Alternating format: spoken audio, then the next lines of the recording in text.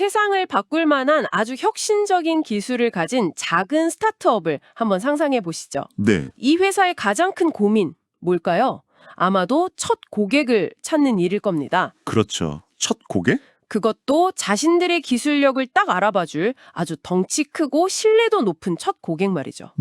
정말 중요하죠. 그런데 만약에 대한민국 정부라는 우리나라에서 가장 크고 확실한 고객을 잡을 기회가 생긴다면 어떨까요? 와, 그건 그야말로 인생을 바꿀 기회죠. 아마 수많은 스타트업들이 꿈꾸는 일일 거고요. 바로 그 기회로 통하는 거대한 관문이 바로 공공조달의 세계입니다. 맞습니다. 그리고 오늘 저희가 깊이 파고들어 볼 공공조달 관리사는요, 그 관문을 여는 열쇠 같은 존재라고 할 수 있습니다. 네, 올해부터 공공조달 관리사라는 새로운 국가기술 자격 시험이 시행되거든요. 네, 드디어 시작되죠. 오늘 저희의 탐구는 바로 이 지점에서 시작됩니다. 여러분이 보내주신 관련 뉴스 기사 2건, 그리고 위키백과 자료, 또 실제 업무의 디테일이 담긴 조달제도 기본서를 바탕으로요. 이 새로운 전문가들이 왜 필요해졌는지, 또 이들이 뛰어들게 될 공공조달의 세계는 어떤 모습인지 한번 샅샅이 살펴보겠습니다. 자, 그럼 바로 본론으로 들어가 보죠. 새로운 국가 자격증이 생긴다는 건 그 분야의 전문성을 이제 국가가 공식적으로 인정하기 시작했다는 신호잖아요. 네, 아주 중요한 신호죠. 도대체 공공조달 시장이 얼마나 크기에 나라에서 직접 전문가 자격증까지 만들게 된 걸까요? 그 규모를 숫자로 딱 들으시면 아마 깜짝 놀라실 겁니다. 아, 그래요? 2023년 기준으로요. 국내 공공조달 시장의 연간 계약 규모가 무려 208조 5천억 원입니다. 208조요. 잠깐만요, 이게? 와, 어느 정도 규모인지 감이 잘 안 오는데요. 제가 쉽게 비교해 드릴게요. 이게 우리나라 1년 국가 예산의 3분의 1이 넘는 돈이고요. 3분의 1이요? 네. 그리고 웬만한 중견 국가의 GDP랑 맞먹는 어마어마한 규모입니다. 와, 다시 말해서 대한민국 정부가 한국에서 가장 큰 슈퍼갑 고객인 셈이죠. 그렇군요. 이 거대한 돈이 어떻게 또 누구에게 쓰이느냐에 따라서 특정 산업의 흥망이 갈릴 수도 있고요. 기술 발전의 방향이 달라질 수도 있다는 뜻입니다. 아, 그렇군요. 이게 단순히 관공서에 책상 납품하는 일, 이런 수준으로 생각할 게 전혀 아니었네요. 그렇죠. 이건 거의 국가 단위의 뭐랄까 산업 정책 도구라고 봐도 되겠어요. 정확합니다. 바로 그 지점 때문에 전문성이 필요해진 겁니다. 아하. 예전처럼 단순히 최저가로 물건을 사는 시대는 이제 끝났어요. 이제는 이 돈을 써서 사회적 가치를 만들고 혁신 기술을 키우고 또 경제의 체질을 개선하는 훨씬 더 복잡하고 고도화된 미션을 수행해야 하죠. 네. 그러려면 조달 데이터를 분석하고 시장의 숨은 보석 같은 기업을 발굴하고 또 복잡한 계약 관계를 관리할 전문가가 반드시 필요합니다. 그렇죠. 바로 이 공공조달 관리사가 이런 시대적 요구에 대한 국가의 대답인 셈입니다. 알겠습니다. 그럼 이 중요한 역할을 맡을 전문가, 이 공공조달 관리사가 되려면 어떤 관문을 통과해야 할까요? 아마 국가가 요구하는 역량이 시험 과목에 그대로 드러날 것 같은데요. 물론이죠. 시험 정보를 보면 국가가 어떤 전문가를 원하는지 명확히 보입니다. 네. 주관 부처는 조달청, 시행기관은 한국산업인력공단이고요. 우선 필기 시험은 객관식으로 3과목을 봅니다. 세 과목이요? 첫째가 공공조달과 법제도 이해, 둘째가 공공조달계획 수립 및 분석, 그리고 셋째가 공공계약 관리입니다. 와, 과목 이름만 들어도 이게 만만치가 않아 보이네요. 네, 단순히 법조항만 외워서는 안 될 것 같고 특히 수립 및 분석 같은 과목은 기획력이나 데이터 분석 능력까지 요구하는 것 같아요. 맞습니다. 법과 제도의 큰 틀 안에서 전략적으로 계획을 짜고 계약의 전 과정을 관리하는 능력을 보겠다는 거죠. 합격 기준도 꽤 깐깐합니다. 과목당 40점 이상, 그리고 전 과목 평균 60점 이상을 받아야 필기를 통과할 수 있습니다. 아, 그리고 또 필답형 실기시험으로 공공조달관리 실무 과목을 통과해야 최종 합격입니다. 그런데 자료를 보니까 좀 의외인 점이 하나 있어요. 어떤 점이죠? 응시 자격에 제한이 없다는 건데요. 보통 이런 전문 자격증은 관련 분야 경력이나 학위를 요구하지 않나요? 네, 보통은 그렇죠. 누구나 시험을 볼 수 있게 하면 자격증의 전문성이 오히려 떨어질 수 있다는 그런 우려는 없을까요? 아주 좋은 질문입니다. 그게 바로 이 자격증의 전략적인 지점이라고 볼 수 있어요. 전략적인 지점이요?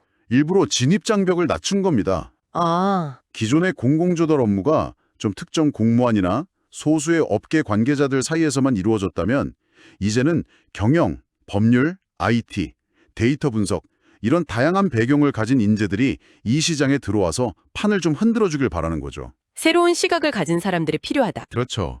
새로운 시각과 전문성을 가진 인재들을 대거 유입시켜서 이 2008조 원 시장의 효율성과 혁신성을 극대화하려는 의도라고 해석할 수 있습니다.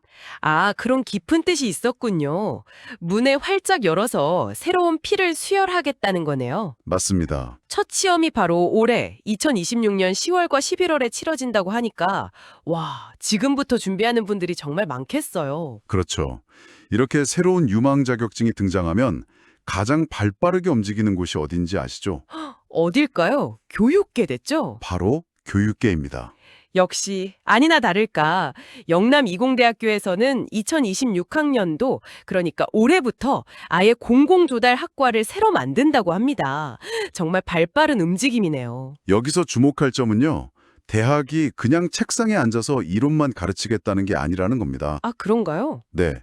기사를 보면 공공조달 역량개발원이라는 전문기관과 업무 협약을 맺고 처음부터 산학관 협력 모델로 시작해요. 아, 처음부터요? 네.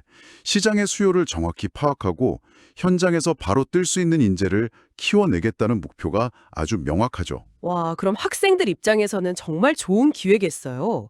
자료에 나온 혜택들을 보니까 정말 파격적이던데요? 그렇죠. 입학만 하면 자격증 취득은 기본이고 공공기관 현장 실습에 취업 연계까지 이건 뭐 거의 취업 보장 패키지 수준인데요. 전문대학의 가장 큰 강점이 바로 이런 실무 중심 교육 아니겠습니까? 네. 이번 공공조달학과 신설은 그 강점을 극대화하면서 동시에 공공조달이라는 이 블루오션을 선점하려는 대학의 아주 영리한 전략이기도 하죠. 이재용 총장의 인터뷰를 보니까 학생들에게 실용적이고 강력한 진로 역량을 제공하는 전환점이라고 표현할 만큼 대학이 거는 기대가 아주 큽니다. 네. 확실히 교역 현장의 변화까지 보니까 이 자격증의 무게감이 더 크게 느껴집니다. 네, 자, 그럼 이제 가장 궁금한 부분으로 한번 넘어가 보죠. 이론은 충분히 알았으니까 이제 실전입니다. 그렇죠. 공공조달관리사가 되면 실제로 어떤 일을 하게 될까요? 조달 제도 기본서를 통해서 그 복잡하고 전문적인 세계를 한번 들여다보겠습니다. 모든 공공조달 업무의 시작점이자 중심이라고 할 수 있는 곳이 있죠. 어디죠? 바로 나라장터, 즉 국가종합전자조달 시스템입니다. 아, 나라장터. 208조 원의 돈이 바로 이 시스템을 통해서 움직입니다. 맞아요. 그런데 제가 이 자료를 보니까 이 시스템에 들어가는 것부터가 간단치 않더라고요. 그렇죠. 그냥 뭐 아이디 만들고 로그인하는 수준이 아니에요. 개인용 인증서, 사업자용 인증서 다 등록해야 하고 또 회사 내에서 권한을 가진 관리자를 지정하는 것부터 시작이죠. 맞습니다. 모든 절차가 아주 엄격하고 체계적으로 관리되고 있다는 인상을 받았습니다. 거기서부터는 이미 전문성이 시작되는 겁니다. 그리고 진짜 흥미로운 부분은요. 단순히 가장 싼 가격을 써낸 업체를 뽑는 방식으로 돌아가지 않는다는 점이에요. 그게 아니군요. 예를 들어서 대한민국 일자리 으뜸 기업으로 선정된 기업이나 비정규직을 정규직으로 전환한 실적이 우수한 기업에게는 평가할 때 가산점을 줍니다. 아, 바로 그 지점이네요.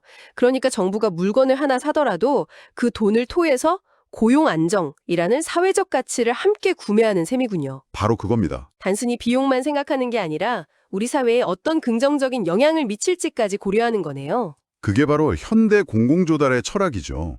또 다른 예를 한번 볼까요? 네. 기업의 시스템 수준을 평가하는 항목이 있는데 A등급인 탁월부터 2등급인 임의적 실시까지 5단계로 나눠서 점수를 매겨요. 시스템 수준이요? 네.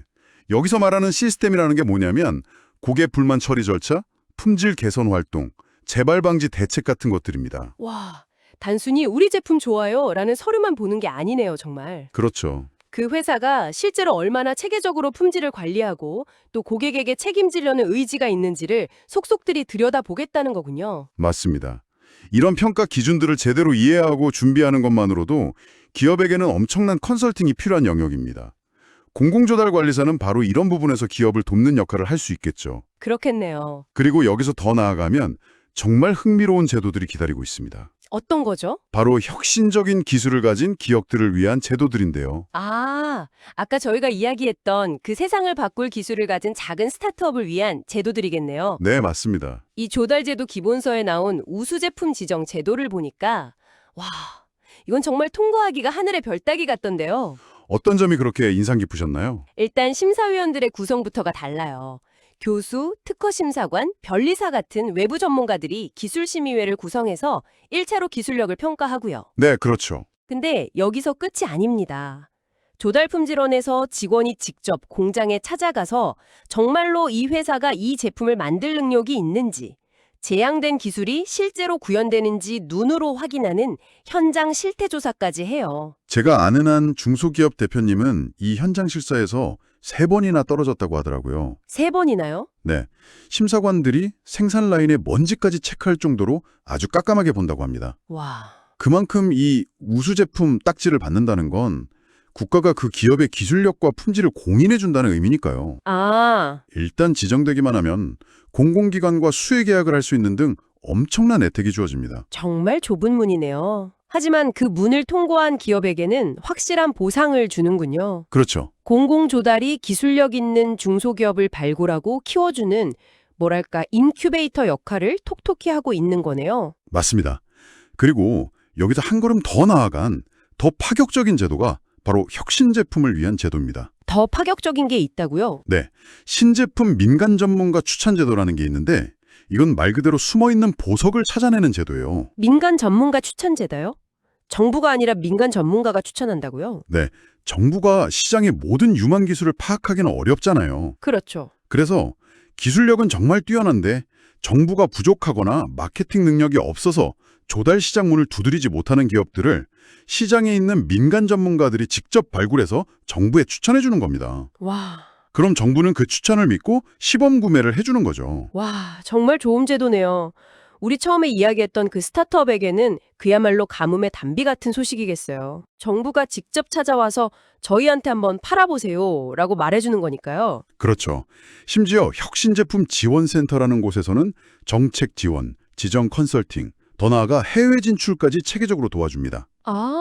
오늘 우리가 이야기하는 공공조달관리사는 바로 이런 복잡하고 다양한 제도들을 속속들이 꿰고 있어야 합니다. 네. 그리고 그 지식을 바탕으로 기업의 성장을 돕는 컨설턴트가 되거나 반대로 공공기관의 입장에서 국가의 예산을 가장 혁신적이고 효율적으로 사용하는 구매 전문가가 되는 거죠. 자, 그럼 오늘 이야기를 한번 정리해 보겠습니다. 네. 저희는 오늘 공공조달관리사라는 새로운 국가 자격증의 탄생을 시작으로 이에 발맞춘 대학의 발빠른 변화, 그리고 이 전문가들이 활동하게 될 208조 원 규모의 공공조달 시장의 복잡하고 정교한 세계까지 깊이 있게 살펴봤습니다. 핵심은 이것 같습니다.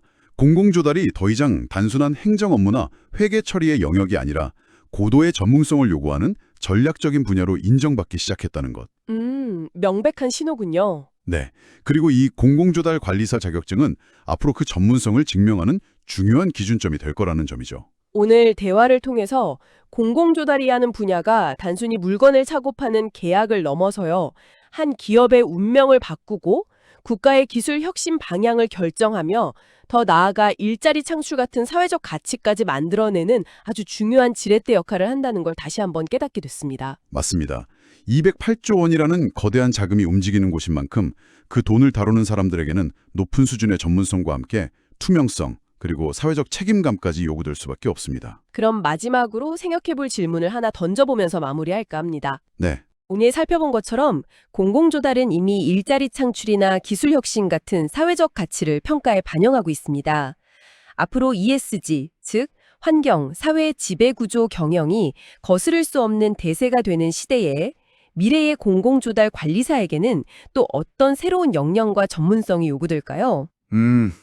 아주 흥미로운 질문이네요. 만약 여러분이 2030년의 공공조달 평가 기준을 만든다면 탄소 배출량이나 지역 균형 발전 기여도 같은 항목에 몇 점의 가산점을 주시겠어요? 이 질문에 대한 답을 고민해보는 것이 앞으로 우리 사회가 나아갈 방향을 가늠해보는 흥미로운 기회가 될 것 같습니다.